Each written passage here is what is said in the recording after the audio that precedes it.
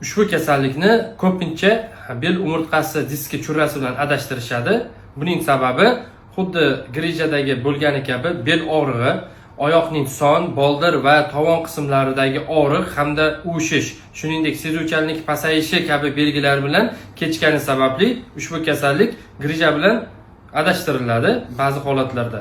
Ushbu kasallik spondilolistes deyiladi, ya'ni umurtqa suyagining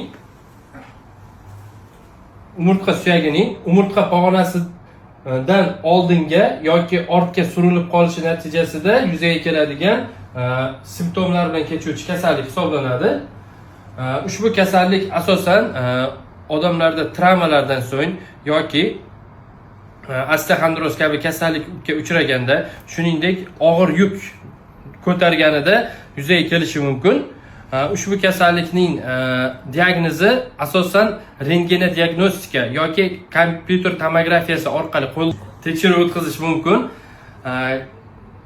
Xo'p, rentgen orqali biz umurtqa pog'onasidagi harakatchanlik qanchalik ekanligini aniqlashimiz mumkin. Agar umurtqa pog'onasi harakatchan bo'lgan bo'lsa, ushbu kasallikni faqatgina operatsion yo'l bilan, agar harakatsiz holatda siljigan bo'lsa, fizioterapevtik usul bilan davolash mumkin. Ya'ni mana bu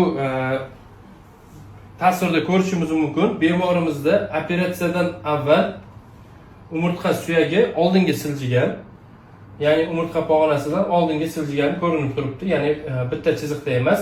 Operatsiyadan so'ng maxsus uskunalar yordamida umurtqa pog'onasi qotirilgan va bir chiziqqa qo'yilgach, bemorimizni bezovta qilayotgan kasallik bartaraf etilgan.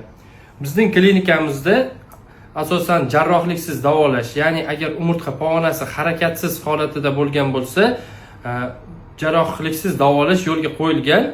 Agar sizda umurtqa pog'onasi harakatchan holatida bo'lsa, albatta neyroxirurg konsultatsiyasi kerak bo'ladi. Ushbu kasallikni hech qanaqasiga umurtqaga zarb bilan urish yoki bolg'a bilan urish, barmoqlar bilan urish orqali davolab bo'lmaydi. E'tiboringiz uchun rahmat.